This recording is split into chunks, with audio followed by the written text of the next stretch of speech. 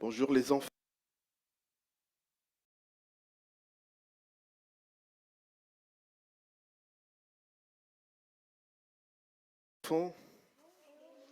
Alors c'est 10 minutes avant que je ne vienne que Kingston m'a dit qu'il y avait les enfants qui assisteraient aussi au culte. Si j'avais su avant, j'allais adapter mon message. Mais bon, j'ose espérer, comme il a été dit dans la prière, que le Seigneur saura vous parler au travers de ce qui sera dit. Tout à l'heure, dans une des prières, il a été dit qu'il y a des enfants, des vieux, des jeunes, des grands, des petits. Euh, oui, on aurait pu rajouter aussi qu'il y a des noirs, des jaunes, des blancs, des verts peut-être, des rouges, je ne sais pas. Oui, je ne sais pas parmi nous. Alors, je sais que la culture, on va dire, de base, ou la culture dominante ici, c'est la culture française. Mais au-delà de cette culture, quels sont ceux qui ont, en plus de la culture française, une autre culture parmi nous ici?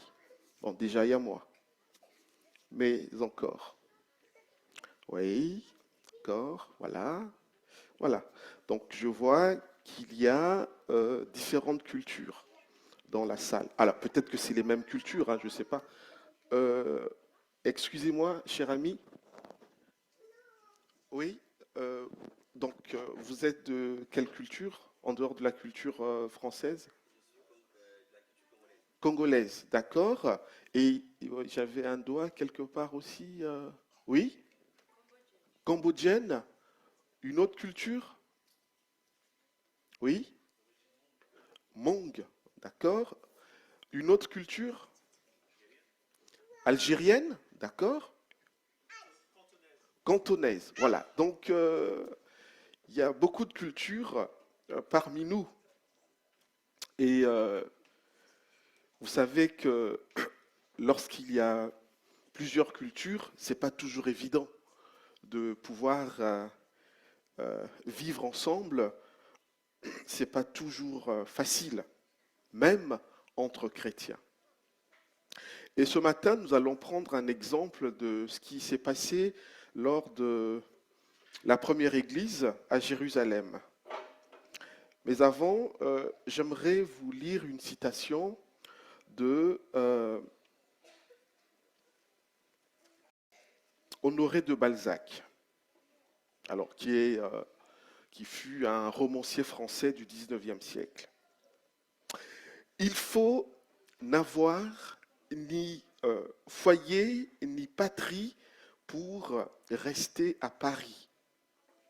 Paris est la ville du cosmopolitisme où des hommes qui ont épousé le monde et qui étreignent avec le bras de la science, de l'art et du pouvoir.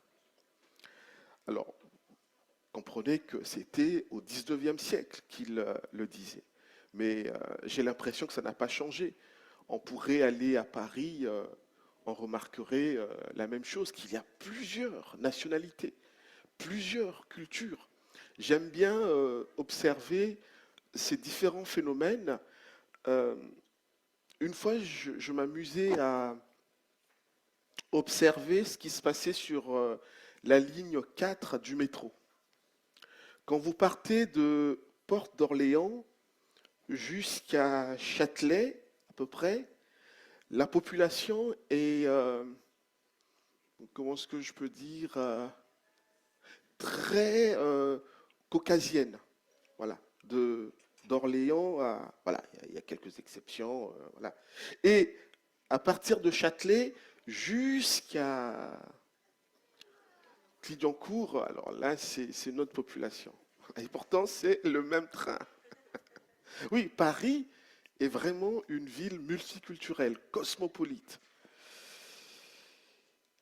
Oui, et cosmopolite, un pays, une ville, un quartier ou encore un groupe qui comprend des personnes de divers pays, voire de différentes cultures. Si le cosmopolitisme, à certains égards, est une source de solution et de joie, j'espère que c'est une joie pour vous d'être dans une église multiculturelle. Si donc le cosmopolitisme, à certains égards, donc, est une source de solution et de joie, il est aussi, sous d'autres aspects, à l'origine de problèmes. Je ne sais pas si vous avez déjà rencontré des problèmes parmi vous du fait d'être ressortissants de différentes cultures. Mais nous allons le voir, dans cette église-là, il y a eu des problèmes qui ont été constatés, tels que la discrimination, alors discrimination avérée ou pas, hein, discrimination, sentiment de discrimination. Alors la Bible n'est pas trop claire, mais la Bible parle voilà, des personnes qui se sont senties discriminées. Est-ce que c'était vrai ou pas? Mais on ne sait pas. Mais le sentiment, au moins, était là. L'Église, depuis ses débuts, n'est pas hors sol. Donc, le cosmopolitisme, l'Église vraiment connaît aussi. Le problème de discrimination avérée ou non en son sein est présente. Mais comment peut-on vivre dans une Église bien que nous soyons de différentes cultures? Alors, vous voyez, je dis bien que, je ne dis pas malgré. Voilà. Parce que si je dis malgré, ça veut dire qu'on subit cette multiculturalité. Mais on doit la vivre, on ne doit pas la subir, parce qu'elle est une richesse. Analysons la situation de l'Église, donc, comme je le disais, au 1er siècle de notre ère, l'Église de Jérusalem, et nous partirons du livre des Actes des Apôtres, chapitre 6. On va lire les 7 premiers versets. Je lirai, comme à mon habitude, dans la version du Semeur. Donc, Actes, chapitre 6, versets 1 à 7. À cette époque-là, comme le nombre des disciples ne cessait d'augmenter, des tensions surgirent entre les disciples juifs de culture grecque et ceux qui étaient nés en Israël. Les premiers se plaignaient de ce que leurs veuves étaient défavorisées lors des distributions quotidiennes. Alors les 12 apôtres réunirent l'ensemble des disciples et leur dirent: il ne serait pas légitime que nous arrêtions de proclamer la parole de Dieu pour nous occuper des distributions. C'est pourquoi, frères, choisissez parmi vous 7 hommes réputés, dignes de confiance, remplis du Saint-Esprit et de sagesse. Nous les chargerons de ce travail.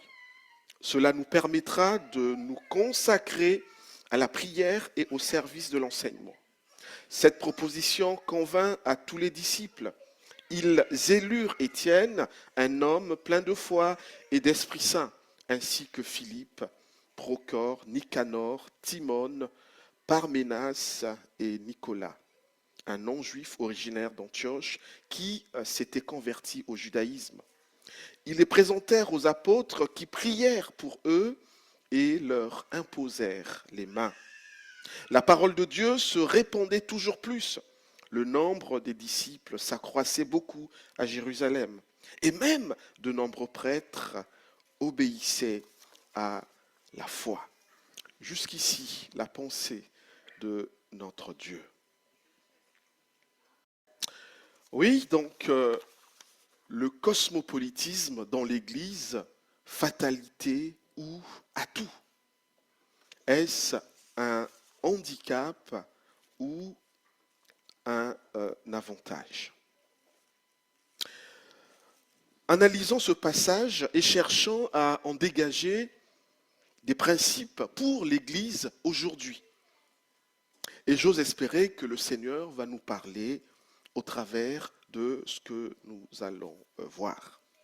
Nous commencerons d'abord, dans un premier temps, notre analyse en isolant les problèmes que nous avons relevés dans ce texte, des problèmes que connaissait cette Église.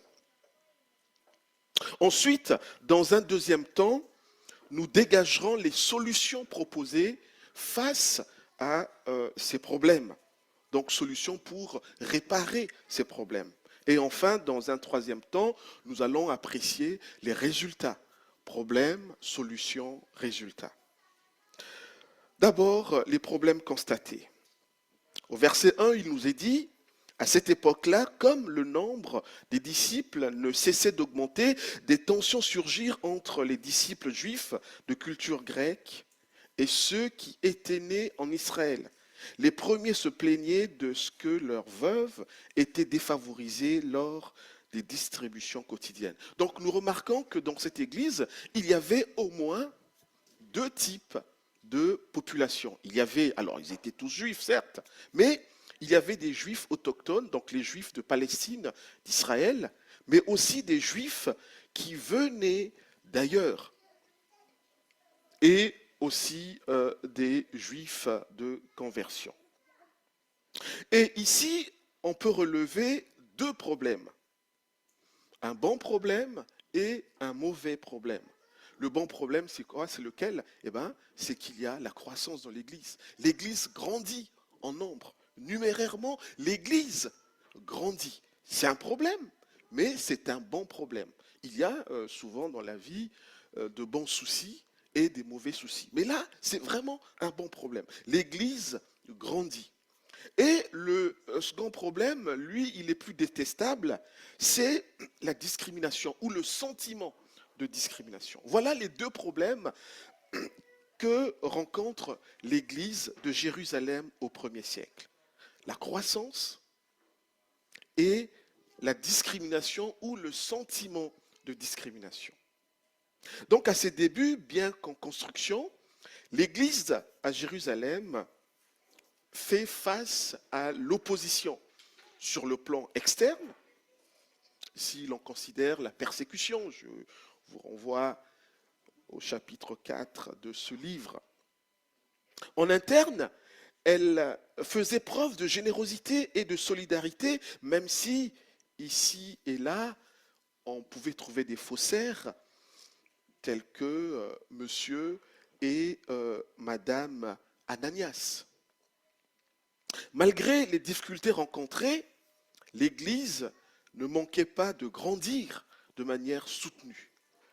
Cette croissance qui est une bonne chose, à certains égards, apporte aussi à un lot de problèmes tels que la discrimination ou le sentiment de discrimination. Une croissance donc dans l'épreuve. En effet, dès l'instant où il y avait de plus en plus de monde dans l'Église, la générosité n'était plus ressentie de la même manière selon que l'on soit ressortissant de telle culture ou de telle autre culture. Sociologiquement, comme je le disais tout à l'heure, même si la quasi-totalité de ces premiers chrétiens étaient tous juifs, force est de constater qu'il y avait des juifs autochtones, donc les juifs du pays, natifs du pays, mais aussi des juifs qui venaient d'ailleurs, peut-être de l'Europe, tels que la Crète en Grèce ou encore ceux qui venaient de Rome. Et on trouve aussi un juif de conversion, ceux qu'on appelait les prosélytes. Alors, il s'agissait là véritablement d'une église multiculturelle, une église cosmopolite. Tant que l'église était à taille humaine, cette diversité culturelle ne posait pas de problème. Je me rappelle un jour, c'est un homme politique qui disait au cours du meeting, il y avait plusieurs personnes, et parmi les personnes, il y avait un Français d'origine maghrébine. Et donc, cette personne vient se présenter à l'homme politique et tout. Et l'homme politique lui dit, oh, mais c'est pas grave et tout, même si vous êtes maghrébin et tout. Quand il y a un maghrébin, ça va. Le problème, c'est quand il y en a plusieurs. Voilà. Donc, on a un peu ce phénomène-là. Donc ici, c'est dès l'instant où l'Église était devenue grande que les problèmes de tension entre ces différentes cultures commencèrent à voir le jour. C'est comme si la croissance numérique de l'Église avait permis de mettre en évidence les tensions entre les différentes communautés au sein de cette Église. Ainsi, les chrétiens de culture grecque reprochaient aux chrétiens de culture palestinienne de discriminer les veuves lors de la distribution des biens alimentaires.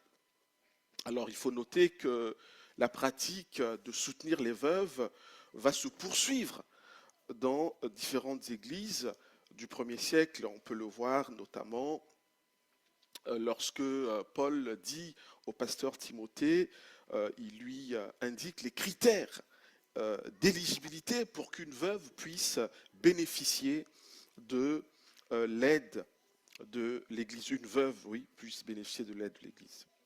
À partir d'une étude américaine, Chrishort conclut ceci: un groupe qui dépasse 150 personnes rencontrera inévitablement quelques problèmes et parfois de grosses difficultés, et ceci tout simplement à cause des limites du cerveau humain.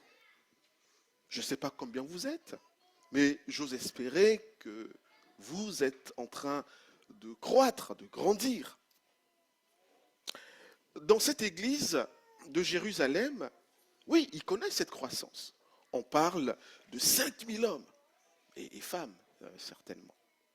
Alors, il y a là le surgissement des problèmes qui n'étaient que normal dans de pareilles circonstances. Qui dit problème dit solution. Venons-en aux solutions. Donc, face à ces problèmes qui ont été identifiés, notamment la croissance, mais aussi la discrimination supposée ou réelle. Versets 2 à 6. Alors les 12 apôtres réunirent l'ensemble des disciples et leur dirent: il ne serait pas légitime que nous arrêtions de proclamer la parole de Dieu pour nous occuper des distributions. C'est pourquoi, frères, choisissez parmi vous 7 hommes réputés dignes de confiance, remplis du Saint-Esprit et de sagesse. Nous les chargerons de ce travail. Cela nous permettra de nous consacrer à la prière et au service de l'enseignement. Cette proposition convint à tous les disciples. Ils élurent Étienne, un homme plein de foi et d'Esprit Saint, ainsi que Philippe, Procor, Nicanor, Timon, Parnéas et Nicolas, un non-juif originaire d'Antioche, qui s'était converti au judaïsme. Ils les présentèrent aux apôtres qui prièrent pour eux et leur imposèrent les mains. Donc, une fois que ce dysfonctionnement est constaté, parvient aux oreilles des responsables de l'Église, et ces responsables sont les apôtres, eh bien, ces derniers vont chercher les voies et moyens pour résoudre ces problèmes, pour juguler cette crise, pour enrayer cette crise. Dès lors, les apôtres étaient préoccupés par la réparation de cette discrimination qui était avérée ou pas. Par conséquent, ils décident de convoquer une assemblée générale comme l'on le dirait aujourd'hui. S'agissait-il d'une discrimination ou d'un sentiment de discrimination? Il me semble qu'ici, Luc, l'auteur de cette lettre, ne se prononce pas. Il ne dit pas que oui, c'est vraiment une discrimination. Il ne dit pas non plus qu'il s'agit seulement d'un sentiment de discrimination. Fort de cette dynamique de croissance qui vient avec son lot de problèmes, l'Église donc devait s'adapter à une nouvelle gouvernance. Si auparavant l'informel était le mode de fonctionnement, désormais l'informel devrait céder le pas à une structure on ne peut plus formelle, on ne peut plus officielle. Fini avec une organisation à la bonne franquette. Les choses devraient devenir de plus en plus professionnelles. D'où la convocation de ce rassemblement des disciples pour décider de la nouvelle gouvernance dans laquelle les 12 apôtres vont refuser de s'éparpiller pour se concentrer sur leur première mission, à savoir la prière et l'enseignement. Dans la nouvelle gouvernance qu'ils proposent, une équipe est dédiée à la diaconie. Cette équipe devrait, oui, une église est mise en place. Les responsables proposent aux fidèles de choisir démocratiquement parmi eux 7 personnes qui auront pour fonction essentiellement la diaconie, certainement pour gérer les questions matérielles. Notons que cette charge de diaconie ne sera pas exclusive au sens strict, puisque 2 parmi les heureux élus, à savoir Étienne et Philippe, vont exercer, en plus de la diaconie, aussi un ministère d'évangéliste. Et c'est très important, lorsqu'on lit ce passage, il ne faut pas seulement s'arrêter au chapitre 6, mais il faut lire ce passage dans son ensemble, en lisant les autres sections, les sections qui viennent avant et après. Parce que si on s'arrête seulement au chapitre 6, on pourrait avoir l'impression que une certaine catégorie de population, donc notamment ici les juifs autochtones, avaient la légitimité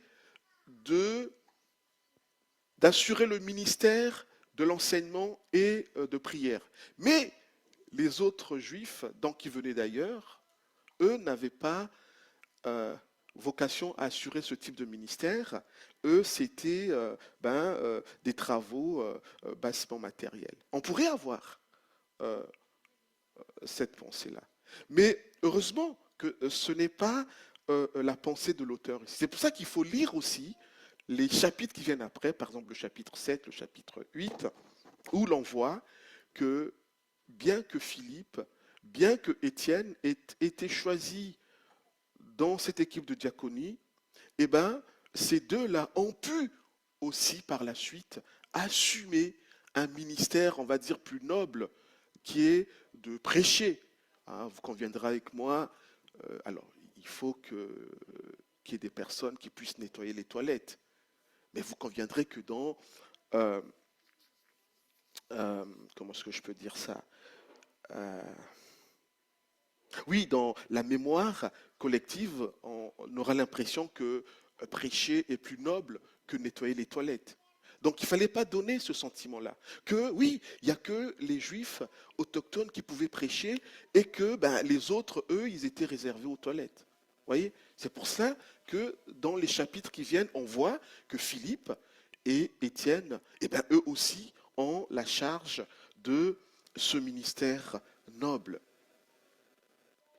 Les critères d'éligibilité, donc pour faire partie de cette diaconie, seront tels que les candidats devraient être dignes de confiance, c'est-à-dire avoir un bon témoignage, être remplis du Saint-Esprit et de sagesse. Quelques questions s'imposent à nous. Pourquoi le choix de 7? Pourquoi ce chiffre 7? Et en plus, comment reconnaître qu'une personne est remplie du Saint-Esprit? Je ne sais pas si vous arrivez à reconnaître des personnes remplies du Saint-Esprit. Alors, certains ont vu par le choix de cet homme le fait que traditionnellement, dans les communautés juives de l'époque, 7 hommes respectés s'occupaient des affaires publiques et formaient un conseil officiel.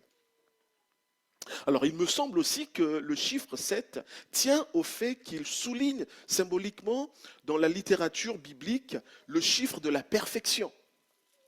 Est-ce une façon de dire que cette équipe ferait le service de manière parfaite et équitable? Venons-en maintenant à notre seconde question.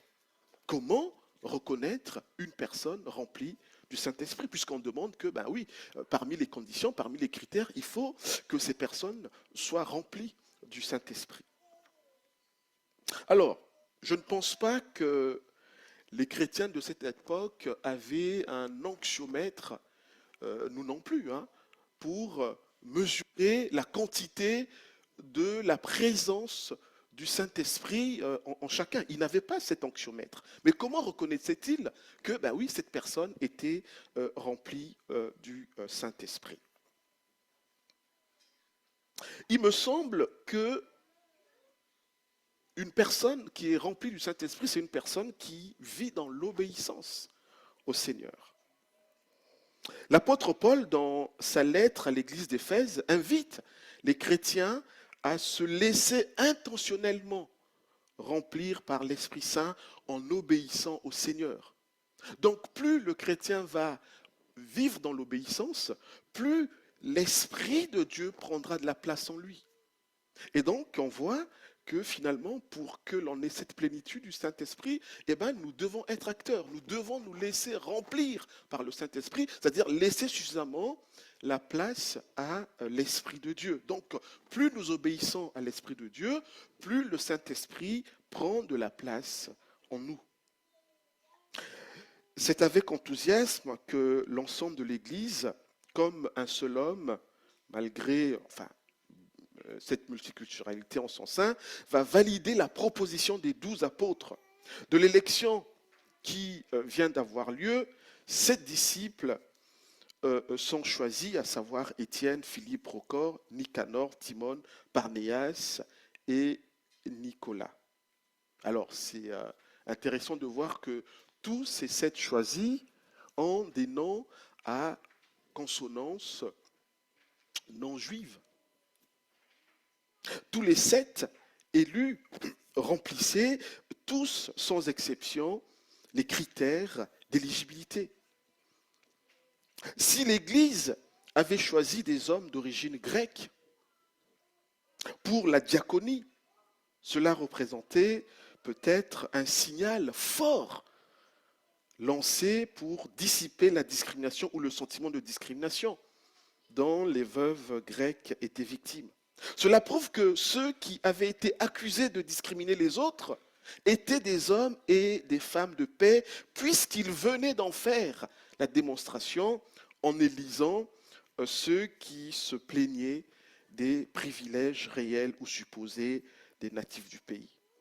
Dans cette liste, il n'y a aucun autochtone, il n'y a aucun juif de la Palestine.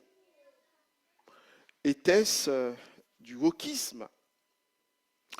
Je ne suis pas là pour répondre à cette question, mais force est de constater que ceux qui se sentaient discriminés ont eu la part belle. C'est comme si, dans une église, on a parlé des Congolais, on a parlé des Hmongs, on a parlé des Cantonais, que par exemple, les Hmongs se disent « Ah ben oui, dans cette église, dans notre église, ici, à nos gens, nos enfants ne sont pas bien enseignés par rapport aux enfants des autres cultures. » Et lorsque le conseil apprend cela, le conseil se dit, il faut trouver une solution. Est-ce que c'est vrai que les enfants de nos frères Hmong ne sont pas bien enseignés parmi nous? Ah ben, il faut pas laisser ça comme ça, il faut résoudre le problème. Et qu'est-ce qu'on fait? On va mettre une équipe en place et on va dire, écoutez, désormais, les moniteurs qui vont enseigner nos enfants seront Hmong. C'est un peu ce qui s'est passé là. Il n'y a aucun autochtone donc qui fait partie de cette liste. Suite à l'élection, les apôtres mettent donc à part les 7 élus afin de leur imposer les mains et prier pour eux pour leur nouvelle mission. Alors ce geste d'imposition des mains qui a souvent été interprété de différentes manières, en fait ici c'est simplement pour signifier que l'on confie une autorité, un pouvoir, une responsabilité plutôt à des frères. Donc ce geste d'imposition des mains était là pour indiquer la consécration au service de Dieu. Et cette pratique va se poursuivre tel qu'on peut le voir en Acte 13, lorsque à Antioche, à l'église d'Antioche, Paul et Barnabas s'apprêtent à aller en mission. On a vu les problèmes, la solution qui est apportée. Maintenant, quel est le résultat de tout cela? Verset 7. La parole de Dieu se répandait toujours plus. Le nombre des disciples s'accroissait beaucoup à Jérusalem et même de nombreux prêtres obéissaient à la foi. On voit que cette nouvelle organisation au sein de cette église va permettre que la parole de Dieu continue de se propager. La conséquence, c'est qu'il y a l'augmentation encore plus accrue des disciples, à tel point que l'on va compter parmi les primo-convertis des anciens prêtres, qui quelque part pour certains étaient hostiles à l'évangile. Ils vont se convertir. J'ai tendance à penser que cette organisation qui permettait de lutter contre la discrimination a dû contribuer au témoignage, afin que d'autres viennent à Christ. Jésus lui-même a dit: à ceux-ci tous reconnaîtront que vous êtes mes disciples, à l'amour que vous aurez les uns pour les autres. Oui, cette Église a manifesté cet amour et cet amour a parlé. Quels principes pouvons-nous tirer pour nous aujourd'hui? Quelques principes donc de ce texte que nous sommes en train de méditer. Plusieurs principes peuvent s'appliquer à l'Église aujourd'hui.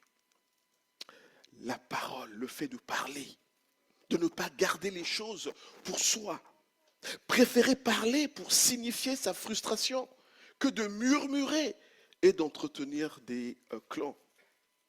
L'écoute. L'Église doit être à l'écoute de ses membres qui se sentent discriminés ou ostracisés. Bref, il faut être à l'écoute de toute plainte, quelle qu'elle soit, fondée ou non. Le refus de la discrimination. Il n'y a pas de place pour la discrimination dans une Église. En même temps, je ne pense pas que ce texte nous encourage à toujours être en mode victimaire. Le cosmopolitisme. Oui, le cosmopolitisme n'est pas un frein pour l'Église et à sa croissance. Des personnes de cultures différentes peuvent vivre en frères et sœurs dans une même Église. L'innovation. Lorsque les choses ne semblent pas avancer, il ne faut pas hésiter à changer de braquet, ne pas avoir peur d'innover. Les uns et les autres doivent être capables de s'amender. Les problèmes, oui, l'Église doit être consciente que tôt ou tard, elle sera confrontée aux problèmes. Il ne faut pas avoir peur des problèmes. Lorsque les problèmes surgissent, il faut leur trouver des solutions. La croissance. La croissance soutenue de l'Église dépend de son organisation, de l'unité et de l'amour qui règne. Bien entendu, la croissance dépend aussi de notre Seigneur, du Saint-Esprit. Alors j'allais dire d'abord du Seigneur, du Saint-Esprit. L'amélioration. L'Église n'est pas encore parfaite ici et maintenant. Elle est appelée à s'améliorer. Donc, c'est tout à fait normal que nous puissions constater des dysfonctionnements au sein de notre Église. La division du travail ou la division du ministère. Les pasteurs sont appelés à prier, prêcher et enseigner la parole de Dieu. Enfin, même accessoirement nettoyer les toilettes aussi. Les autres membres de l'Église doivent veiller à remplir les autres charges en fonction de ce qu'ils ont reçu du Seigneur. La démocratie. La démocratie est une valeur importante pour l'Église. La solidarité, elle n'est pas de trop dans une Église, évidemment. L'exercice des ministères. Aucun ministère ne doit être exercé de manière anarchique, sans s'en référer aux responsables de l'Église. Tous les ministères dans l'Église sont importants et ont besoin d'être assumés par des personnes remplies du Saint-Esprit, c'est-à-dire des personnes qui obéissent à Dieu. Ce n'est pas parce que la personne a pour fonction que de nettoyer, alors je reviens encore à cet exemple, que de nettoyer les toilettes, qu'elle est exempte de l'obéissance à Dieu. Non. La personne qui accomplit ces tâches, doit aussi être rempli du Saint-Esprit. C'est-à-dire qu'il doit marcher dans l'obéissance au Seigneur. Ce n'est pas seulement la personne qui prie ou qui prêche ou qui joue à la parole, à la louange, qui accompagne la louange, qui est tenu d'être rempli du Saint-Esprit, c'est-à-dire d'obéir à la parole de Dieu. C'est tout chrétien. À la lumière donc de ce qui est dit, il n'y a pas que le prédicateur qui doit se laisser remplir par l'Esprit Saint. Même le frère ou la sœur qui fait le ménage dans l'Église doit avoir la même disposition. Tous autant que nous sommes, nous devons aspirer à vivre dans l'obéissance pour prétendre assumer une tâche pour le Seigneur, quelle qu'elle soit. Nous sommes invités à accomplir nos tâches ordinaires de tout notre cœur parce qu'à travers elles, nous servons notre Dieu. Que celui qui prêche, en le faisant, sert le Seigneur, mais celui qui accompagne la louange sert le Seigneur, celui qui fait le ménage aussi sert le Seigneur. Et l'apôtre Paul a dit, quel que soit votre travail, faites-le de tout votre cœur, et cela comme pour le Seigneur, et non pour des hommes, car vous savez que vous recevez du Seigneur comme récompense l'héritage qu'il réserve au peuple de Dieu. Le maître que vous servez, c'est Christ. Si la recommandation de Paul concernait ici le travail séculier, à plus forte raison lorsque nous travaillons directement dans l'Église, le sacerdoce universel. Il s'agit d'un principe biblique. Et là, je suis redevable à Martin Luther qui disait « Il n'y a pas de différence de dignité, pas de hiérarchie sacrée entre pasteurs et laïcs, puisque tous ont égal accès à Dieu. Cependant, il existe des différences de fonctions entre les chrétiens, car ceux-ci exercent des ministères différents, bien que tous au service les uns des autres, comme les membres d'un même corps dont le seul chef est Christ. »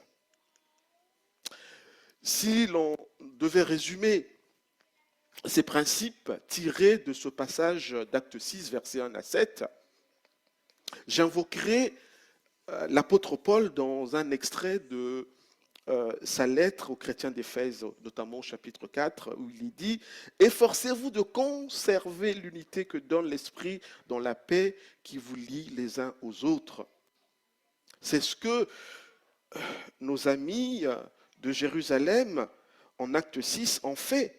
Ils se sont efforcés à conserver cette unité. C'est une bonne nouvelle pour tout chrétien de savoir que nous qui croyons en Christ, nous n'avons pas besoin de construire l'unité entre nous. Ce n'est pas notre travail. Par contre, nous avons vocation à faire tout notre possible pour conserver l'unité qui nous vient du Saint-Esprit afin d'éviter les divisions et les sectes. Nous devons être intentionnels, nous devons être proactifs pour conserver cette unité. Pour terminer, il me semble que même dans leur protestation, les chrétiens d'origine grecque qui étaient dans la posture de victime s'étaient gardés de faire scission. Ils n'avaient pas cherché à faire appel aux réunions non mixtes. Ils ne se disaient pas, maintenant que nous sommes discriminés, maintenant que nous sentons la discrimination, nous allons nous réunir entre nous. Non. Il n'y avait pas eu rencontre exclusive entre membres d'une même culture, sous prétexte de la victimisation. Bien au contraire, pour résoudre le problème, la réunion convoquée par les responsables de l'église de Jérusalem était une réunion inclusive. Toutes les cultures étaient présentes. Alors que le contexte social était favorable à la racisation des uns et aux privilèges des autres, l'Église, comme un seul homme, va parvenir à juguler la crise de la discrimination ou peut-être du sentiment de discrimination, même si plus tard, on verra que dans la Bible, ces problèmes de racisation des non-juifs et de privilèges juifs referont surface, notamment dans les relations entre judéo-chrétiens et pagano-chrétiens. Avant de poursuivre et de terminer, permettez que, puisque j'ai évoqué, relevé un mot, que je puisse rapidement expliquer voilà, ce mot. J'ai parlé du wokisme. Le wokisme, donc, c'est un terme anglo-américain, woke, littéralement éveillé en français, et désigne le fait d'être conscient des problèmes liés à la justice sociale et à l'égalité de race et de genre. Et à côté de ce terme, il y a aussi le mot intersectionnalité. L'intersectionnalité ou intersectionnalisme est une notion employée en sociologie qui désigne la situation de personnes subissant simultanément plusieurs formes de stratification, domination ou de discrimination dans une société. Pour faire simple, par exemple, une femme, déjà dans la société, elle peut être discriminée parce qu'elle est une femme. Mais en plus d'être discriminée en raison de son genre, elle peut aussi être discriminée parce qu'elle elle est manque. Vous voyez ce que je veux dire? Et donc là, on va parler de l'intersectionnalité. Alors si elle a une autre caractéristique, voilà, il y a des personnes qui remplissent plusieurs cases. Hein. Sans pour autant être adepte du wokisme et de l'intersectionnalité à tout va, il me semble qu'en tant que nous sommes chrétiens, membres d'une même famille en Christ, nous devons veiller à nous laisser guider par la pensée biblique suivante. Car par la foi en Jésus-Christ, vous êtes tous fils et filles de Dieu. Car vous tous qui avez été baptisés pour Christ, vous êtes revêtus de Christ. Il n'y a plus ni juif, ni non-juif. Il n'y a plus ni esclave, ni homme libre. Il n'y a ni homme, ni femme. Unis à Jésus-Christ, vous êtes tous un. Si vous lui appartenez, vous êtes la descendance d'Abraham et donc aussi les héritiers des biens que Dieu a promis à Abraham. Que l'on soit petit, grand, gros, maigre, rouge, jaune, blanc, vert, noir, nous sommes tous descendants d'Abraham si nous avons placé notre confiance en Jésus-Christ. Amen. Notre Père, merci pour qui tu es. Béni sois-tu de ce que tu as toi-même, depuis l'origine, décidé de créer un peuple, ton peuple. Et ce peuple vient de différents horizons. Et nous t'en bénissons pour cela. Permets que là où tu places tes enfants, bien que ayant des cultures différentes, Seigneur, oui, permets que tes enfants puissent évoluer dans la paix, dans l'amour les uns envers les autres. Et je te prie pour cette église, cette belle église. Béni sois-tu en Jésus-Christ. Amen. Pendant que vous écoutiez